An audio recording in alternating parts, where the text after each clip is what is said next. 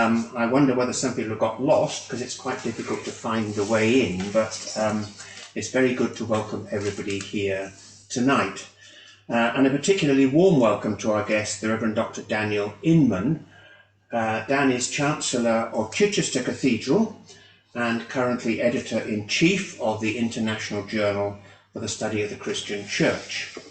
Dan is a church historian with a particular interest in the Church and Empire, and so his talk tonight will explore the extent to which the Church of England became, as it were, a handmaiden of the imperial state in the late 19th and early 20th centuries.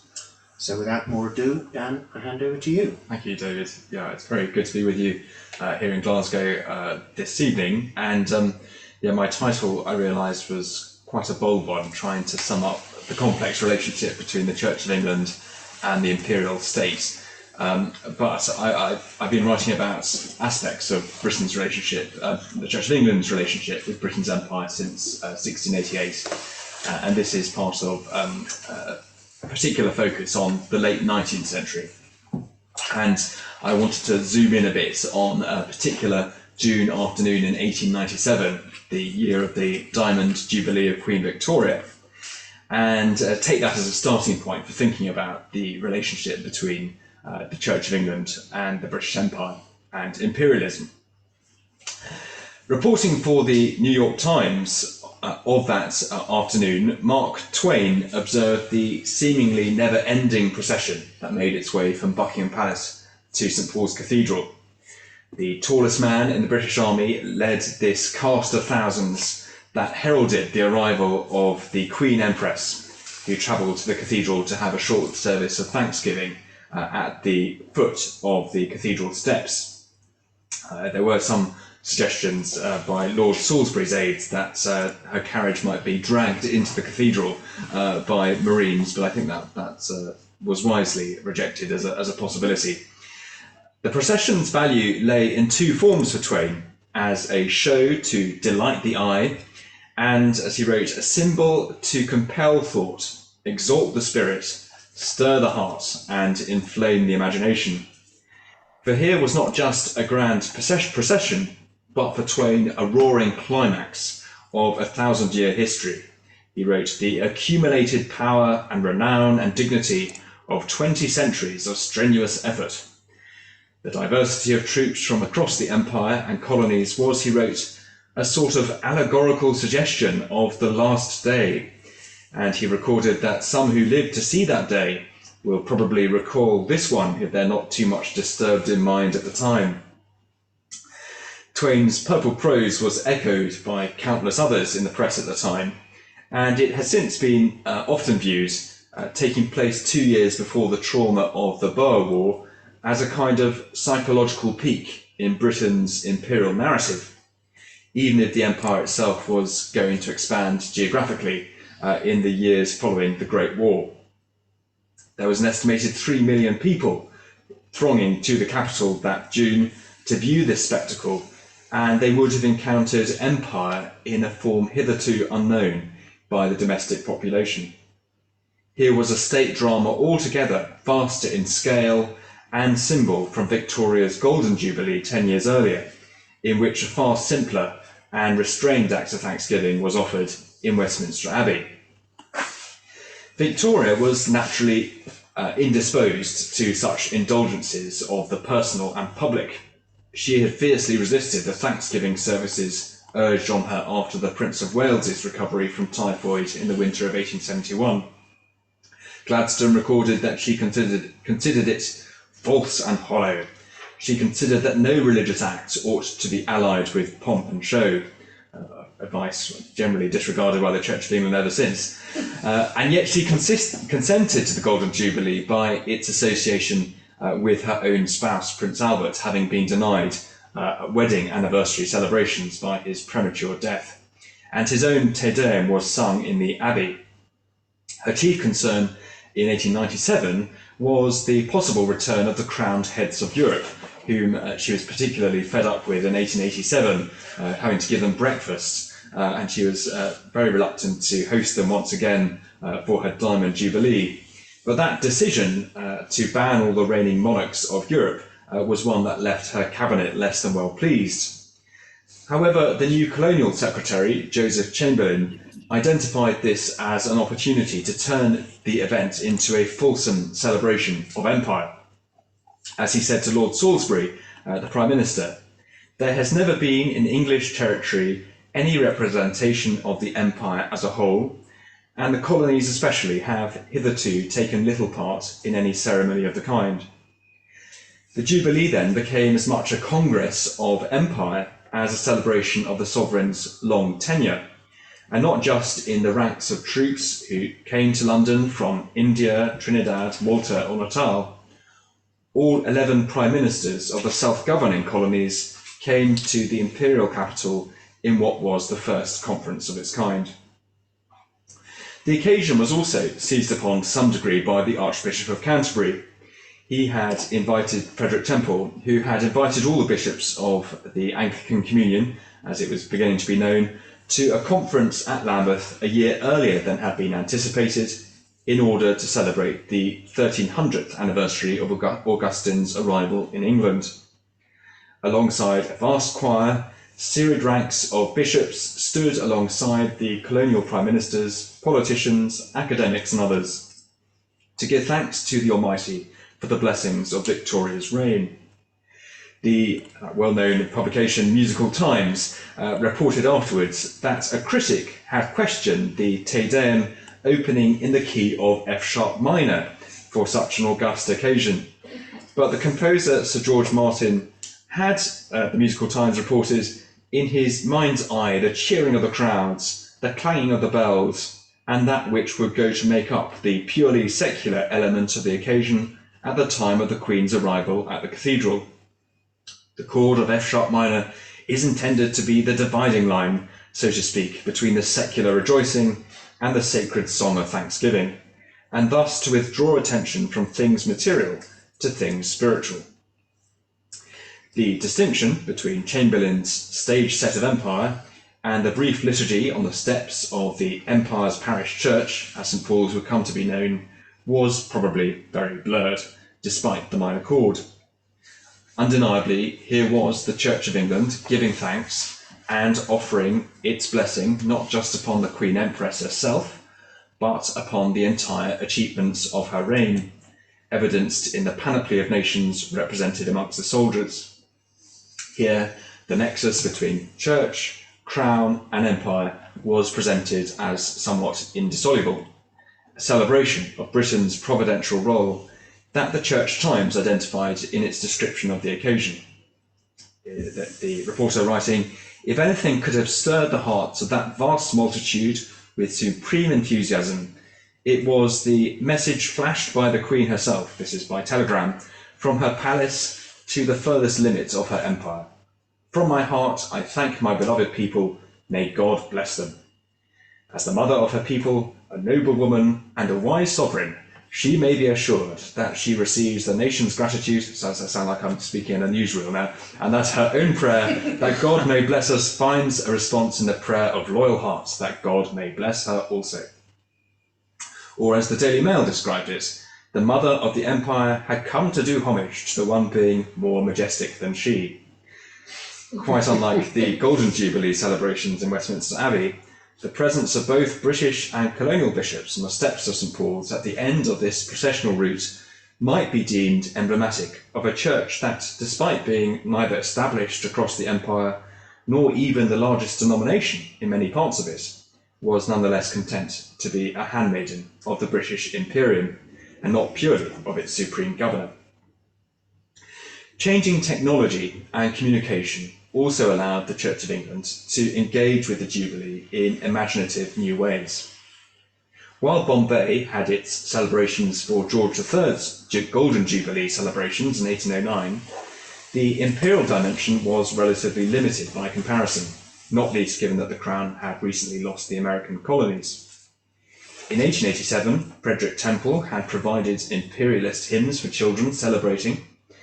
Then, and in 1897, his prayers and the other liturgical material prepared for the occasion, not unlike the liturgical materials prepared for the coronation, jubilees, and indeed the death of Queen Elizabeth II, it were intended and used as pan-Protestant prayers rather than as a kind of high church indulgence. Indeed, in both of Queen Victoria's jubilees, Tractarians and ritualists would take exception to the suggestion that the Privy Council should provide parish churches with liturgy.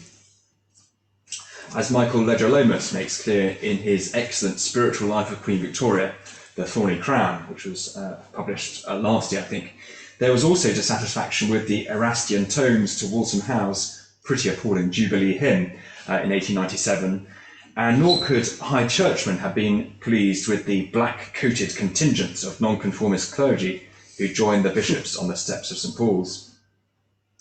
Rather in continuity with Arthur Stanley's employment of, who was the Dean of Westminster, of royal anniversaries as an occasion for national comprehension, so Frederick Temple, the Archbishop, could, along with other liberal imperialists, view the Jubilee itself as a marker of the Empire's unity and his distinctly synchronic religion of humanity, grounded in the brotherhood of man.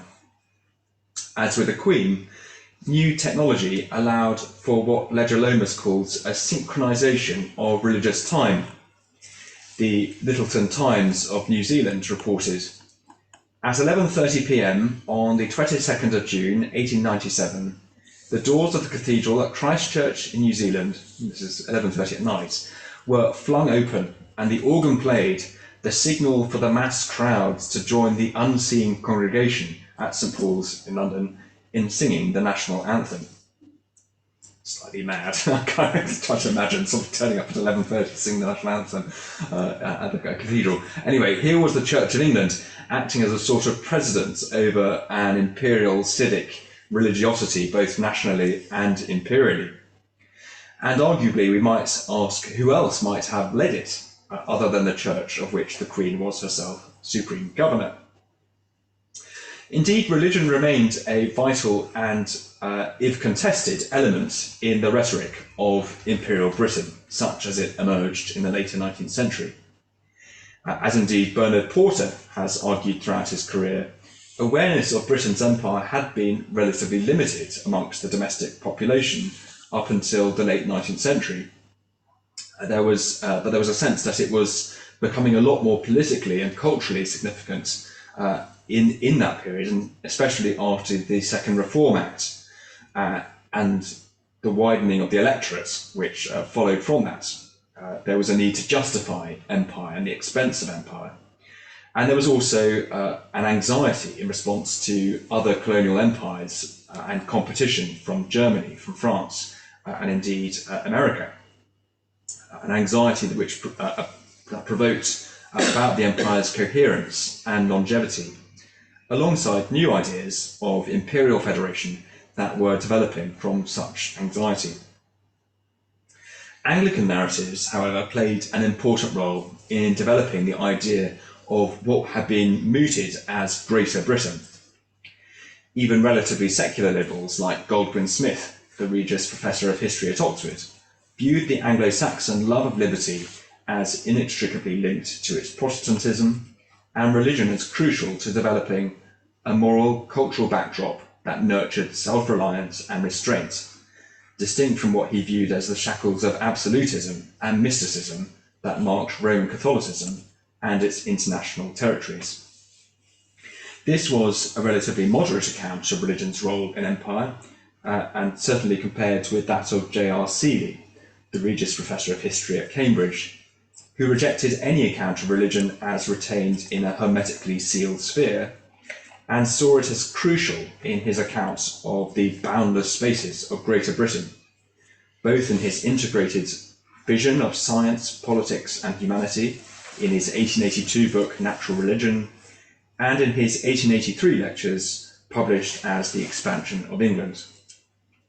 Seeley, as with many of these university liberals, was nurtured in the broad church cradle of Stanley, F.W. Robertson, and especially Thomas Arnold and F.D. Maurice. Perhaps most influential on his thought regarding religion and the state was Samuel Taylor Coleridge, whose 1830 manifesto on the idea of the constitution of the state had argued for a comprehensive clerisy, which formed a backdrop to national unity and the cultivation of a trans-denominational concord. This, of course, had been written purely with England in mind by Coleridge, but Seeley was what Duncan Bell has described as a cosmopolitan nationalist, and he saw in the idea of Greater Britain a possibility for a new unity of humankind, anchored in a universal church, accommodating all the species, believers and non-believers alike, and the national churches as institutionalized in the form of the modern state. This universal church was doubtlessly shaped by what he referred to as the European Brotherhood of Nation-States, which he considered responsible for the success of scientific modern civilization. But he regarded its potential as transnational, and the British Empire as a crucial means to its extension universally. Although it must be stressed, he views it as a kind of world state rather than a definitively imperial concept. Such a vision was closer to F.D. Morris's conception in his Cambridge lectures on social morality of Christ's kingdom of peace as a kingdom for all nations. He wrote, Morris, that unless there are nations, distinct nations, this kingdom loses its character. It becomes a world empire. And similarly, Seeley was caustic about despotic imperialism, envisaging national coexistence in a Greater Britain that was marked by progressive humanity and undergirded by this Coleridgean notion of an enlightened clerisy. Seeley's vision was not far from the progressive vision of humanity as Frederick Temple perceived it in his own contribution to Essays and Reviews in 1860, his essay entitled The Education of the World. Temple had written there of civilizational development. The Hebrews, he wrote, may be said to have disciplined the human conscience, Rome the human will, Greece the reason and taste, Asia the spiritual imagination. Other races that have been since admitted into Christendom also did their parts. And this characterization of civilization and religious progress, and its implicit rejection perhaps of a Christian exclusivity, caused scandal, of course, in 1860. By the Diamond Jubilee, this enfant terrible of Essays and Reviews was now the Archbishop of Canterbury, and Seeley had been knighted at the instigation of Lord Rosebery, who had lauded him for his staunch adherence to the principles of empire that you have so eloquently set forth. Ideas of civilizational unity and a world state were now being fused with liberal enthusiasm for imperial federation. In this course, in a sense, India presented a bit of a stumbling block for those who saw in the empire a vehicle for the extension of Christian civilization. For Seeley, it was an inorganic state, made up of too many races and religious creeds to possess that unity which might allow it to join Greater Britain as a vigorous organism. Like Ireland, he considered it to be stuck in time, a vast tissue of superstitious beliefs and torpid social and political institutions. A grand object of the modern church, he wrote in Natural Religion, would be to teach and organise the outlying world, which for the first time in history now lies prostrate at the feet of Christian civilization. Modest aspirations for a modest nation. These aspirations, however, had come to be largely those of the Broad Churchmen themselves. After the Indian Rebellion of 1857 and the atrocities wrought by British soldiers, questions were being raised over the role of missionaries in India, and the missionary movement was being shaped, not least at a time of Broad Church ascendancy on the episcopal bench, by a fresh ethos for the Anglican Church in the Empire. The Broad Churchman John Westlake wrote in 1868 that a comprehensive church would project to the Empire the highest culture and the best morality of the mother country, and would be a mediator between Christianity and other religions. He wrote, "We are called not only to found new Christian states, but to be the mediators between Christianity and heathendom in all forms, from savage African to the most philosophical sects of India and China." Perhaps more influentially, Brooks Foss Westcott would become an ardent supporter of empire as a vehicle for a universal enlightenment through dialogue, and in a form much more amenable to engagement with Asian religions. In a sermon preached before the University of Cambridge in December 1872, he said, "God has fitted us as a people and as a church to be the missionaries of the world, to be the interpreters of the East to the West and of the West to the East, to be witnesses and heralds of truth recognized as manifold." Rooted in Temple's broad church conviction of the developing nature of doctrine and religion, and no doubt increasingly informed by concepts of evolution also, the Church and Empire was articulating a distinct vocation for itself, not just as a purveyor of Christianity or the Church, but as a kind of mediating clerisy, as an essential element in the development of civilization itself, as the Empire expanded. In Westcott's reflections on the modern university, markedly different from those of the senior professoriate at Oxford, or indeed Cardinal Newman, Westcott urged upon Cambridge the creation of a college in India in connection with the university, which might, he wrote, act as a new Alexandria on the Indus or the Ganges, where such dialogue and exchange would be made possible. And the development of Christians who were, he wrote, as thoroughly Hindu as they are Christian, and more intensely national than those who are not Christian. In a manner not unlike Justin Welby's conception, perhaps, of Anglicanism as a kind of permanently conflicted body bridging global Christianities, the Broad Churchman envisaged the Church and Empire as something more universal. As Seeley asked in The Expansion of England, is it conceivable that we one day may find our Christianity as a reconciling element between ourselves and these contending religions?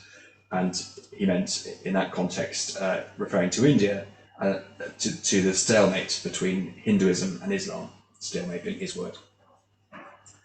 Broad church support for empire was then informed by this vision of the education of the world, and as a vital element in what J. Brown describes as their belief in the development of the world's religious consciousness.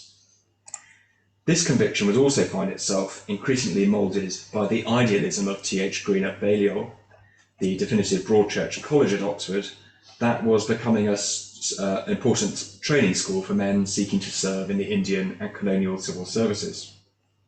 Here, belief in progressive revelation was evolving into a vision of religion which, true to its Arnoldian origins, was universal, rational, and marked by moral education and public service, rather than any emphasis on individual conversion or the extension of a sacramental presence.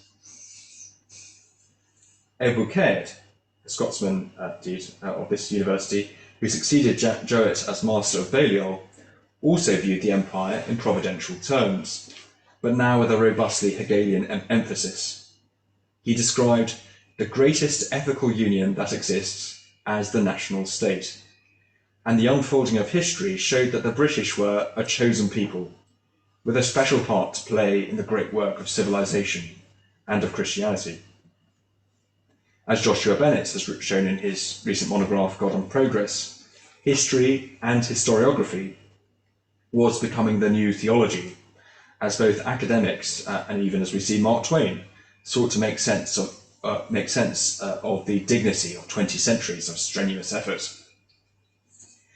This vision of divine immanence in the workings of history, nurtured by the Coleridgean instincts that were readily discerned among senior clergymen, and no doubt catalysed by the impress of Darwin upon a new generation, had a broad cultural hold, discerned not just among churchmen, but in the still largely Anglican universities, public schools, and indeed in the royal household itself.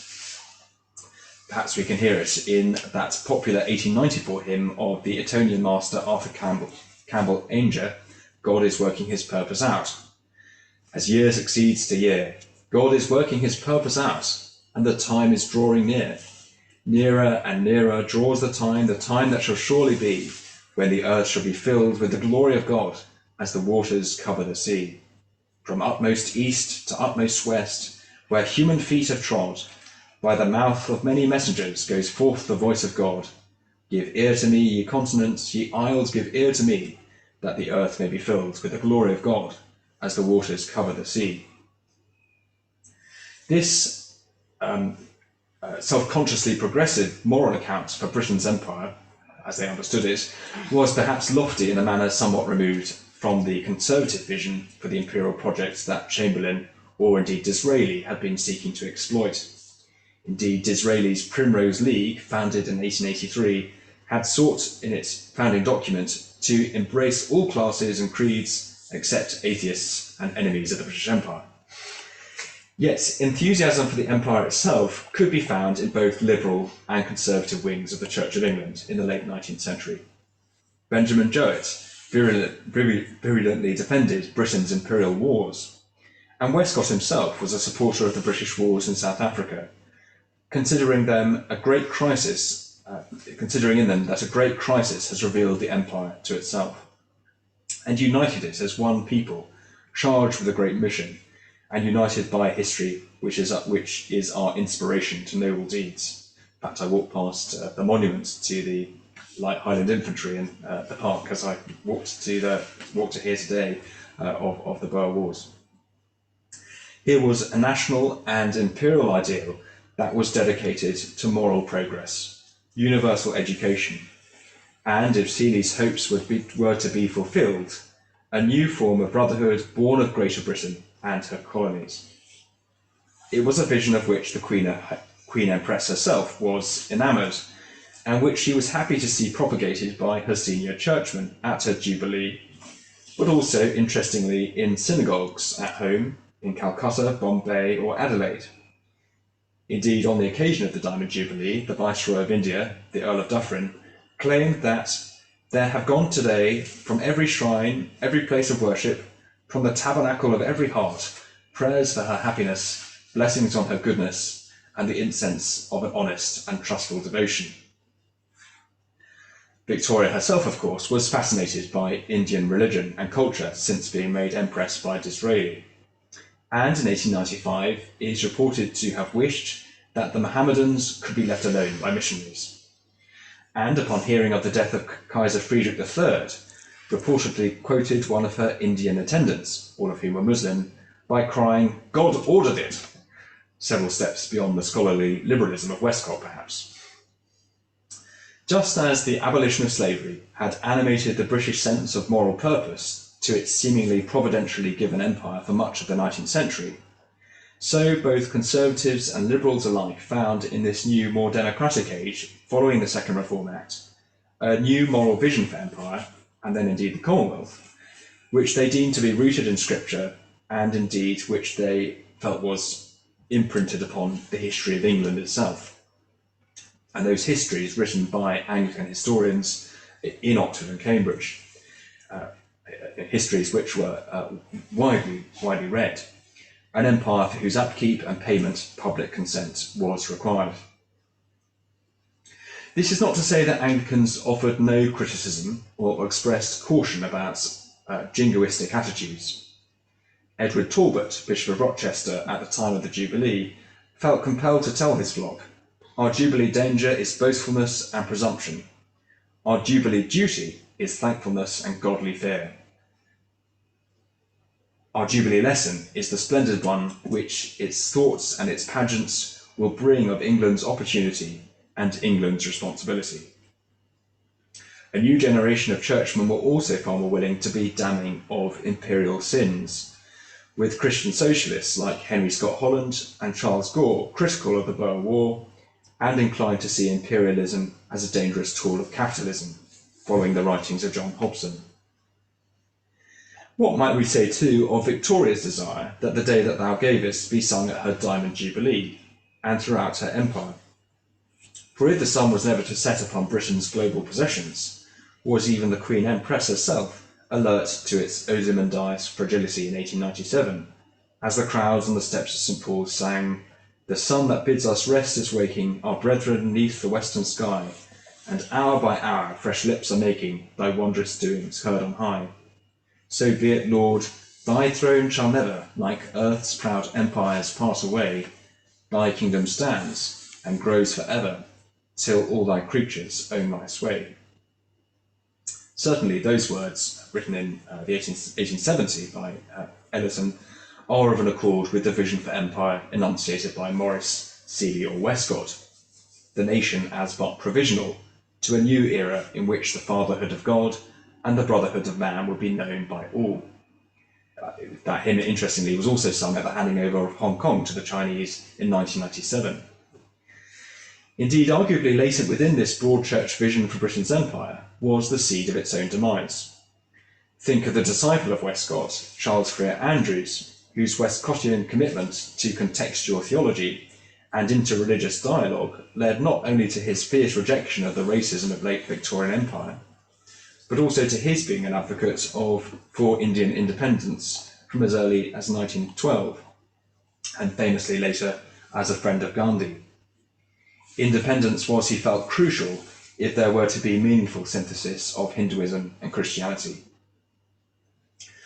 Perhaps the greatest catalyst for the undoing of the Anglican enthusiasm for empire and imperialism was the First World War. Here, liberal Christian aspirations to bringing about the universal brotherhood of man rested not on a continued hope of a British-led world state.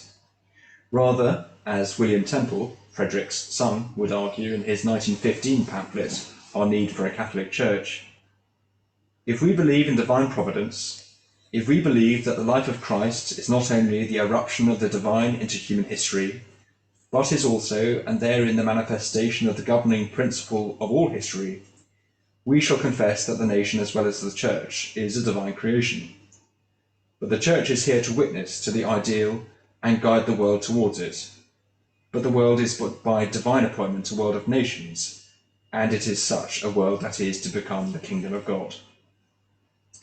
This, in a way, echoes Morris, but here we can discern a sharper distinction growing between church and state, and the imperial state, and the kingdom of God. Temple argued, very much with the nationalist fervour of the German churchmen in view, that the church, acting like leaven in the lump, will, as a spiritual society, secure fellowship among nations, as, he wrote, an admitted community of interest between the nations.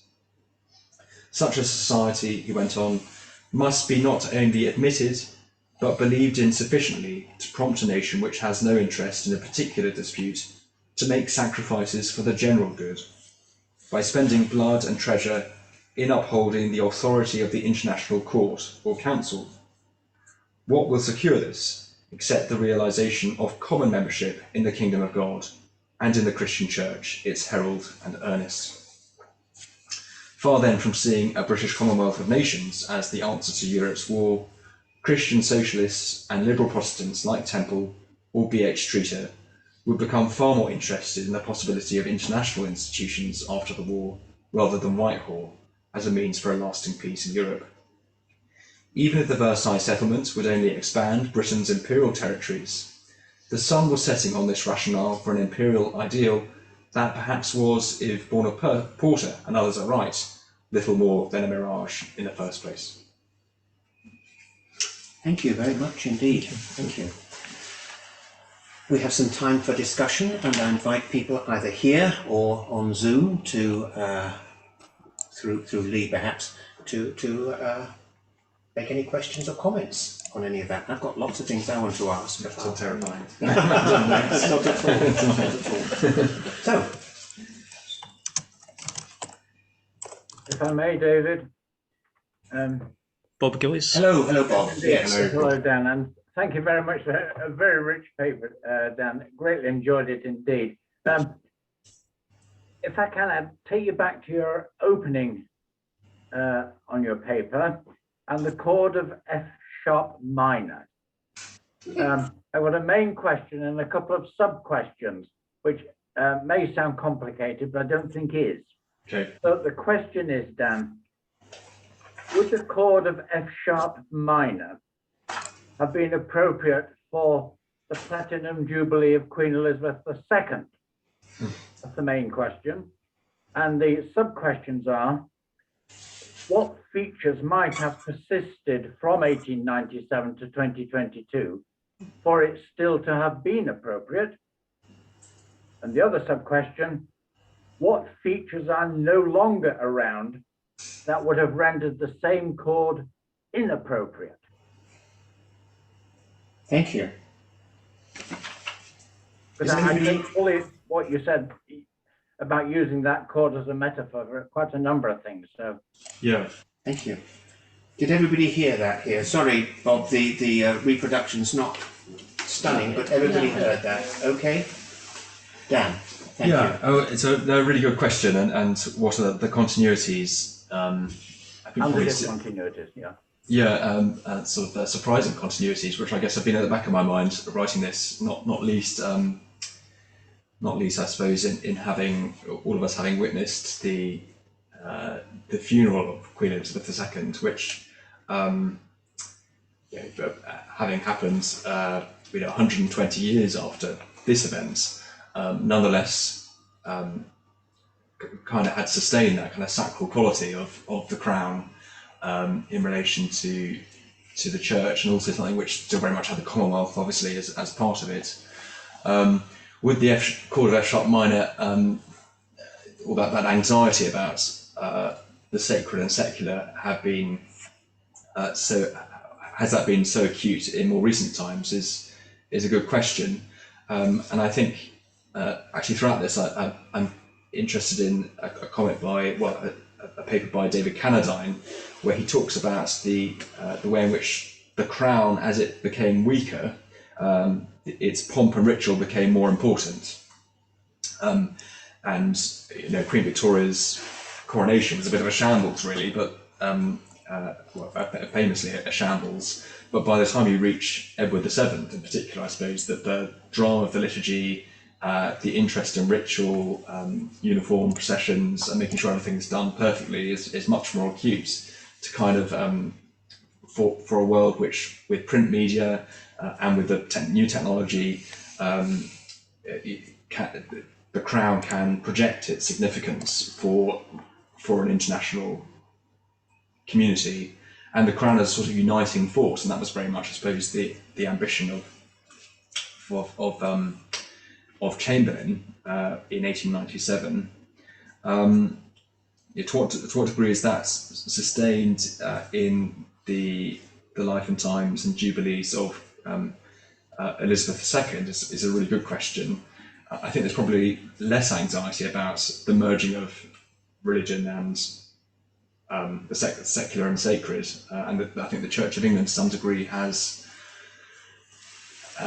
benefited from being at the heart of those rituals. I mean, I suppose it is a strange thing to think that the most watched event in human history is her funeral, and that was a prayer book service. Who would have thought that 1662 could have such valency across the whole world in our own time? It's an extraordinary thought, really.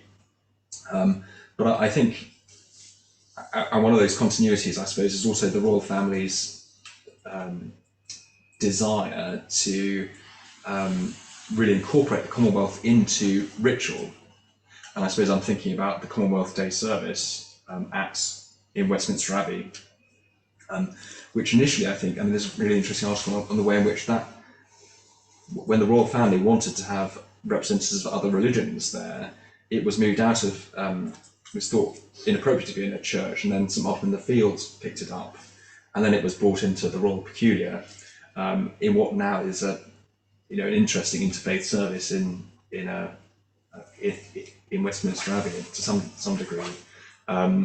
So that, in a sense, it's been expanded. It's not the sacred has been is being expanded in the royal family's mind, perhaps, and I guess the coronation of the king will be an interesting test case of the difference there between 1953, where the moderator of the Church of Scotland could bring forth the Bible, but will that be enough in 2023? I suppose that I think the desire to have the sacred there, and sacred in a way which unites the whole Commonwealth and a multicultural, multi-religious nation is even more acute than it was in 1897.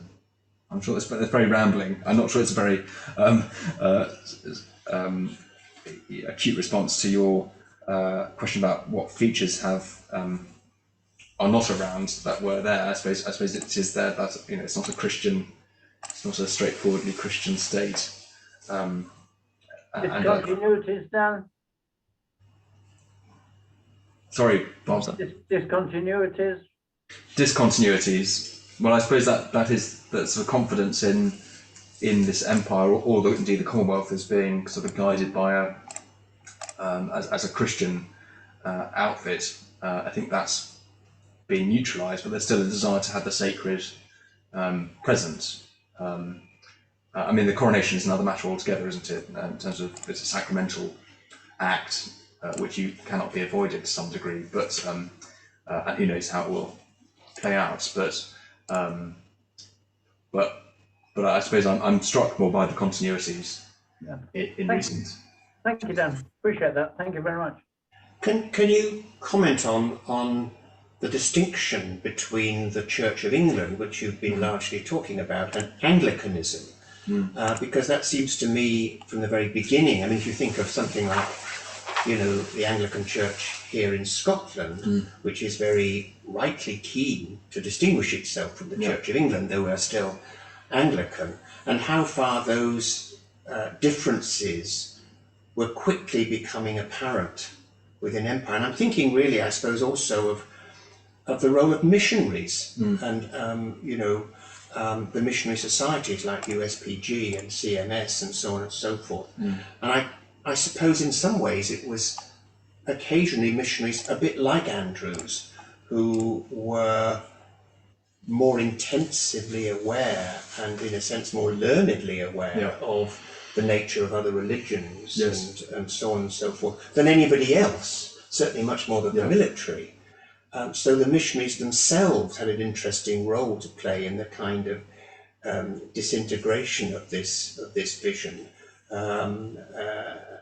Whether it's in India or in other places as well. Pacific, I mean, I think that's. It's interesting that the connections which have been made between early scientific anthropology and missionaries, say someone like Codrington in the Pacific, and Robert Codrington, and the kind of work he was doing. I mean, it still looks barbaric to us today by modern standards of ethical practice and anthropology, but I think missionaries were trying to interpret the world back to the metropolitan church a lot of the time, and more than just the church, I mean, to the universities as well. So in the early empire, whether that's in, I suppose I'm thinking about in the American colonies, the way in which the SPG missionaries were the ones sort of feeding back information about the frontier with indigenous Americans. And those were important sources, not just for the church, but also for the Board of Trade and Board of Plantations.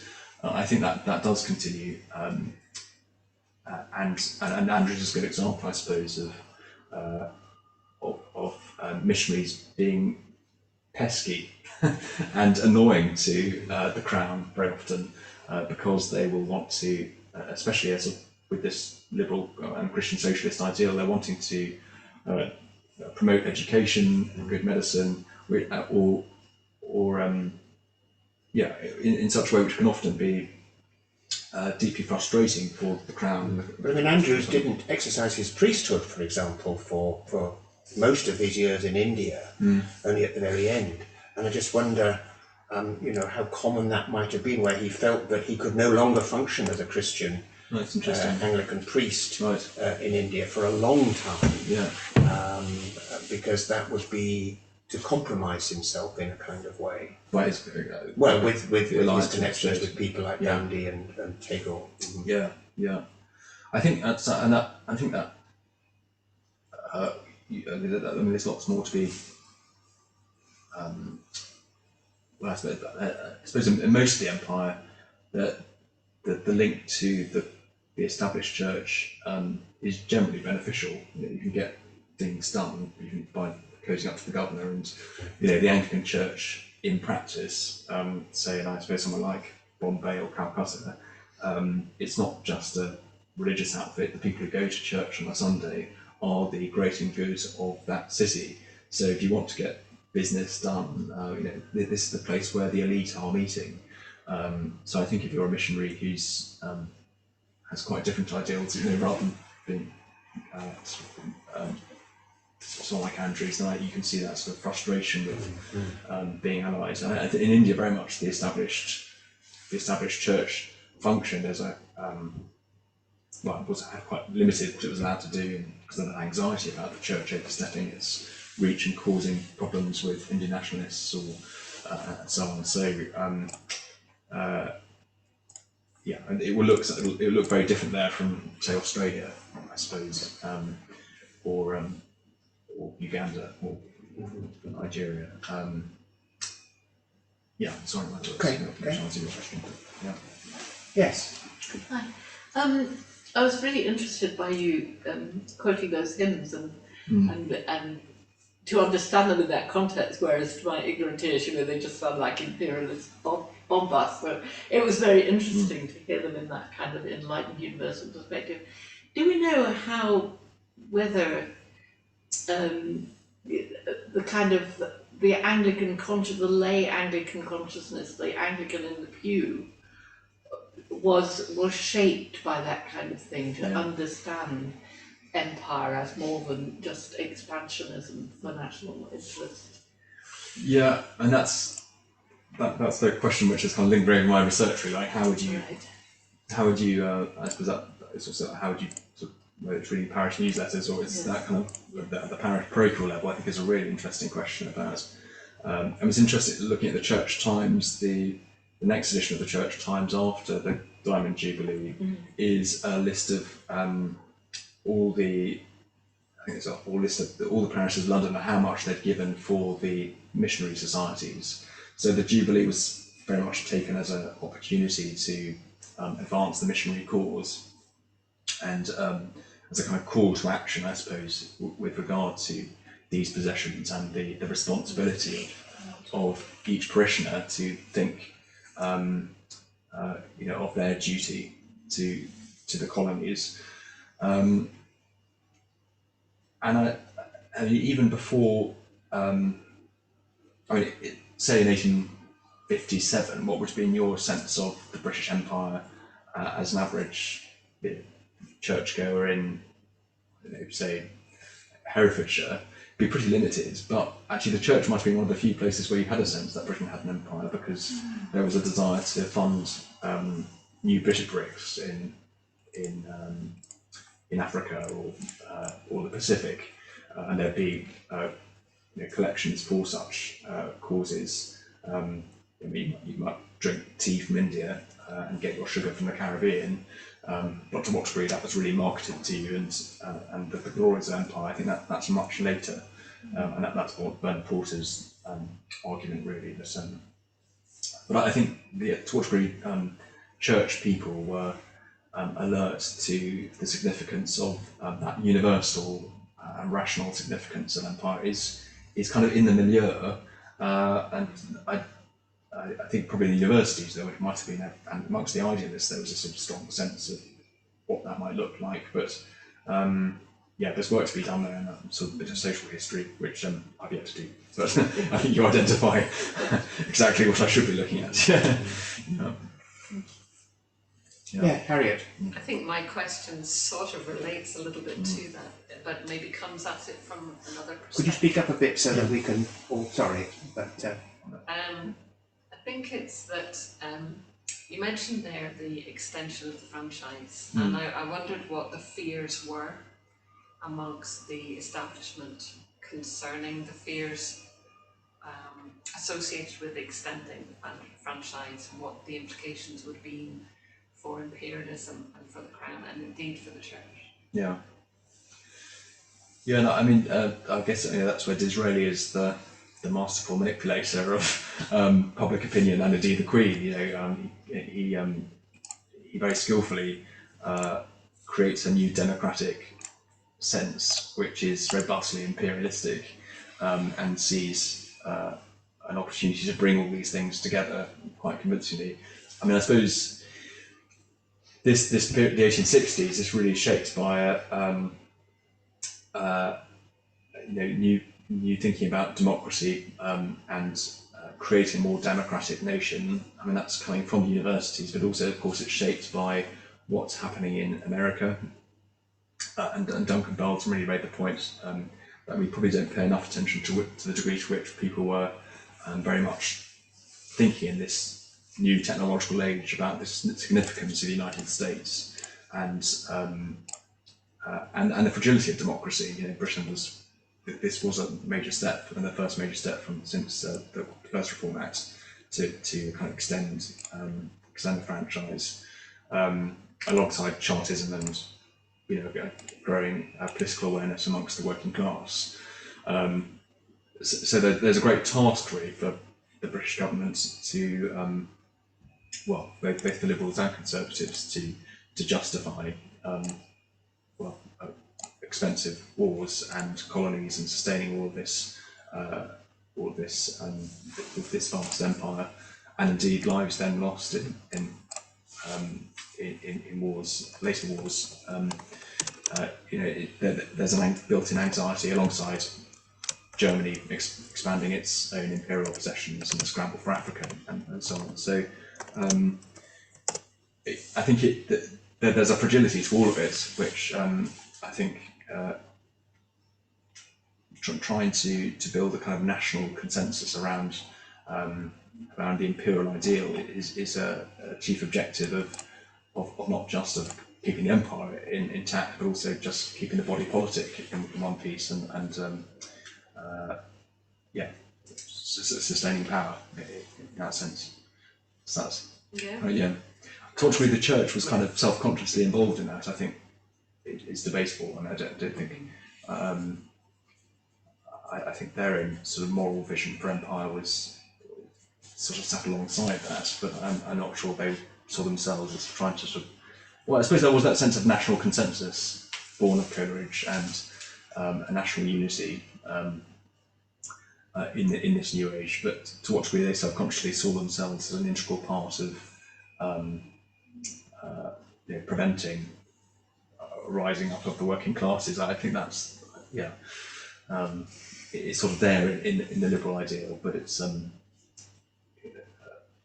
philosophical one which has been shaped by the broad church ideal for decades, really, I suppose. Yeah. Mm-hmm. Are there any other questions for those with us? Yep, we've got Catherine Wills online. Mm-hmm. Yeah. Just want to unmute yourself, Catherine.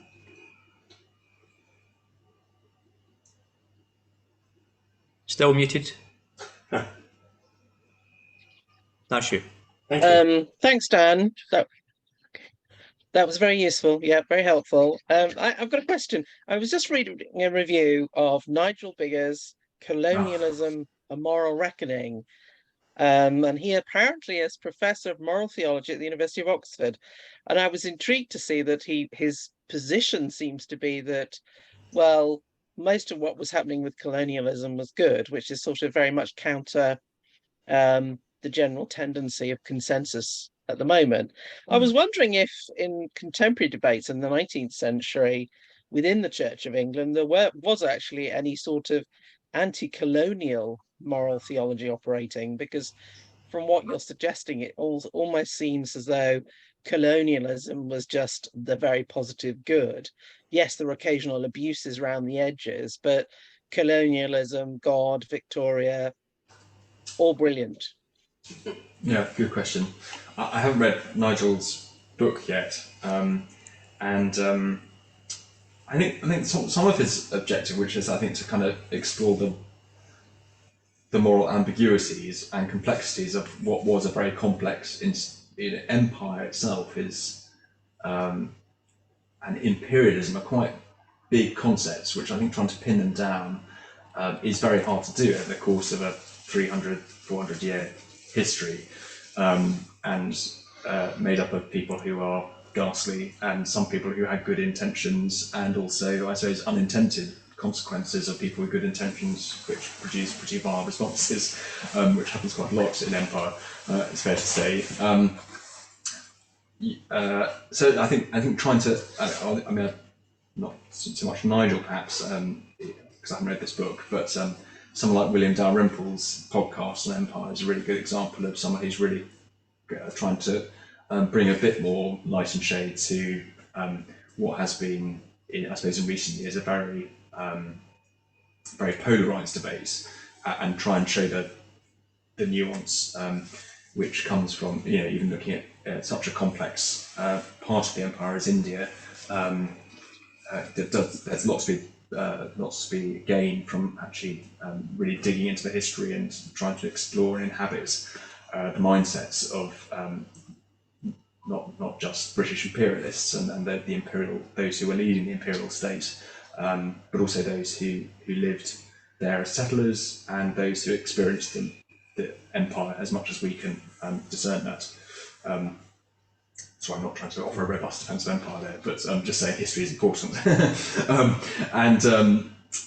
Your question, were there Anglicans who had a sort of self-conscious anti-imperial mode, I think goes back a bit to my sense that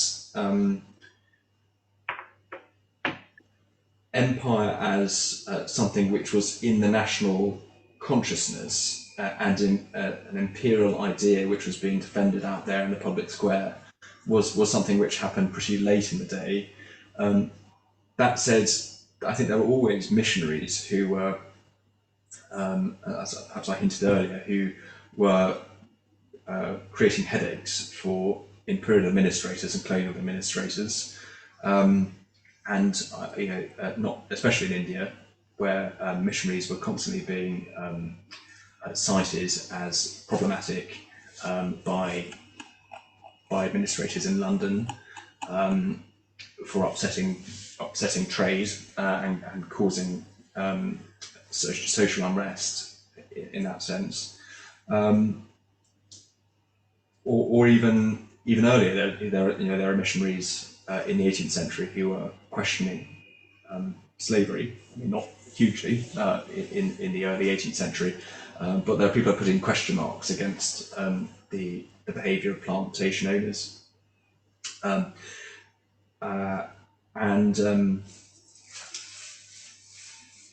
I think on the whole, in so much as empire was present in the English mindset, it was to a large degree, as far as it related to the church, in the public mindset, I think it was very much shaped by the abolition of slavery, and that is kind of giving a moral purpose to the whole enterprise. I think the British saw themselves as the good guys, but having brought an end to slavery before other European empires and indeed the United States.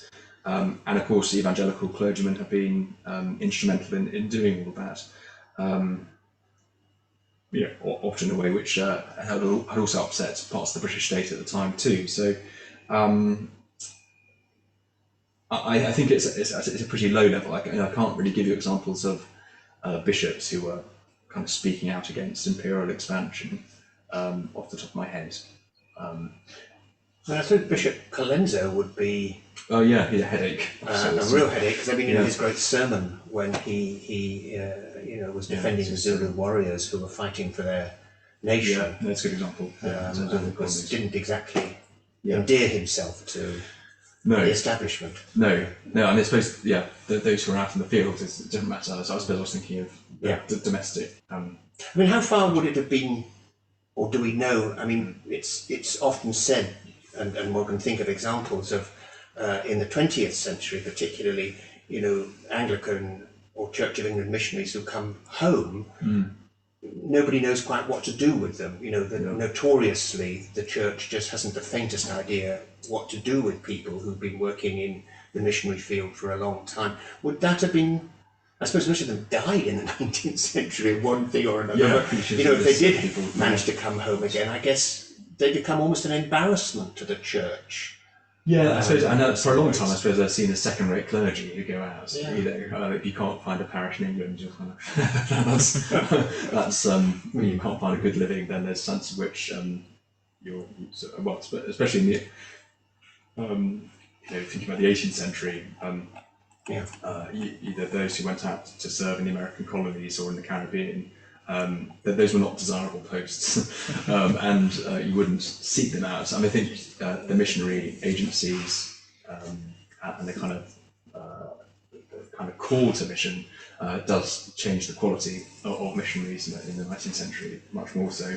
And it's interesting to see how many people, once they've gone out, keep moving to other colonies. The extent to which some like Selwyn, I suppose, is a bit of an exception to the rule. Some people come out to New Zealand and then comes back to be Bishop of Lichfield, but that's all part of the kind of missionary ideal. Is then he's an important instrument of the cause. You do have these networks of movements and across empire, but no, it's a completely different form of ministry, isn't it? From rural forces or something. Yeah, exactly. Yeah. So I've got a question from Dan, who's online as well. Dan, and then Alison, and then I think we'll. Yeah. So Dan. Thank you very much, Dan, for, I thought, a splendid presentation. I just want to lob in one very small matter to do with Anglicanism and Church of England, because in the story of C.F. Andrews, we've got at least one very interesting case of the two, actually, of the Church of Ireland playing a small but significant role in the process of the resistance to empire that I've been interested in my work, and that in both those cases in relation to Charles Freer Andrews. Just a small thing, but no, that's really helpful. And I think it's actually an important point to make, that actually, especially in the 18th century, but I think that's also true in the 19th century and later, that the other Anglican churches in the British Isles are often some of the key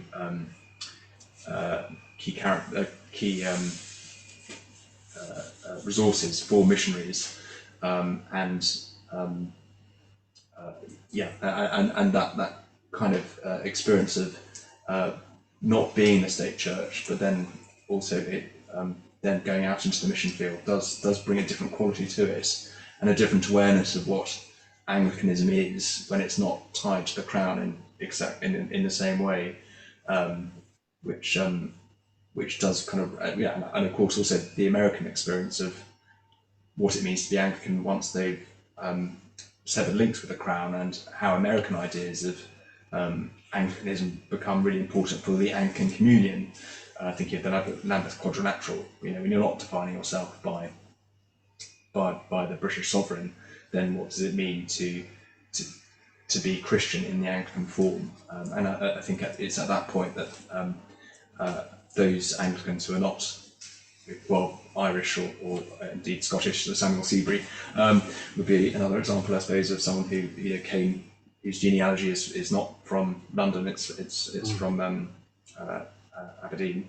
Those important dynamics of the Anglican British experience, which isn't English. I mean, I suppose it's interesting there largely that in the United States and in Canada, it's really the Scottish Episcopal Church. Yeah, that's right. Exactly. Generating that in the first instance. Yeah. Which brings its own kind of quality and response to the Church of England, I think. Yeah. Alison, thank you, Dan. Thank you. So two thoughts. One thinking about your question about how the people in the domestic sphere, as it were, understood this notion of the larger body.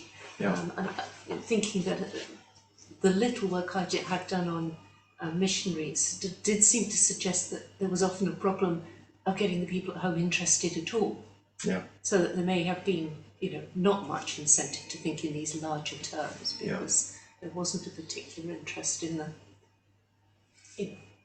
there wasn't that much kind of incentive. There wasn't that much investment. No. But I mean that's just a thought. The question I wanted to ask you, Dan, was, and it takes up from what Bob was talking about to begin with, I think. if you think about the church, if you think about Justin Welby, he recently said something along the lines that he'd rather not deal with or not accept the idea of gay marriage than lose the connection with African Anglicanism. Or Yeah. Skip the Anglican community. What do you see as the way in which the Church of England and the Anglican community embodies or doesn't embody that kind of notion now? As it, where is it? Embody the notion of the larger Worldwide. worldwide, yeah. kind of. Oh yeah, it's a really good question, isn't it? I mean, and that, which goes back to that initial question about to what degree does anyone in England really care about what Anglicans in Nigeria think. I know you always sense that's a great frustration for Justin Welby because he comes back from Sudan and he sees the suffering of Anglicans there and their important role in peacemaking and the martyrdom of Christians there, and he comes back here and I think he just encounters people who are just obsessed with sex, and he's like, come on, this is actually really important that you kind of take an interest in these in the wider body. And I suppose that when he went to Ghana and expressed his impatience with Parliament and the sort of threat to enforce legislation upon the church, you kind of see there a sense of being Anglican which is increasingly antagonistic, I suppose, towards the state, and a sense of being Anglican which is defined not against the state, but it's a kind of thread of Anglicanism which has kind of emerged, I suppose, with a stronger sense of being Anglican, which has emerged because there was an empire, and because there's an Anglican communion, which you have to define yourself. You define yourself differently when you haven't got Parliament and Crown. As I was sort of saying just then about America, the Anglican communion has a sense of itself as a distinct denomination. When you're the Archbishop of Canterbury, which I suspect for most people in your average pew, it just doesn't register really. And how do you kind of summon up enthusiasm for it remains an enormous challenge for someone like Welby. Do you think he has a vision of Pan-Anglicanism that connects with that? I think all the attempts to kind of establish Pan-Anglicanism seem to be failing, and when they tried, I suppose the Anglican Covenant was the last real attempt to establish some kind of meaningful legal structure and accountability from province to province. But a bit like the Commonwealth, I think the parallels there with the Commonwealth are interesting. In fact, just the Lambeth Conference started last year. It's the same time as the Commonwealth Games were starting in Birmingham, and you kind of see the same tensions. Like, what is this for? How's it emerged? What are the bonds of unity? And of course, that's being tested enormously now by the GAFCON provinces saying, a bit. I suppose as parts of the Commonwealth have been tempted to do at points, to sort of stick two fingers up at Britain. Except, of course, the Commonwealth kind of became the Commonwealth rather than the British Commonwealth quite a long time ago.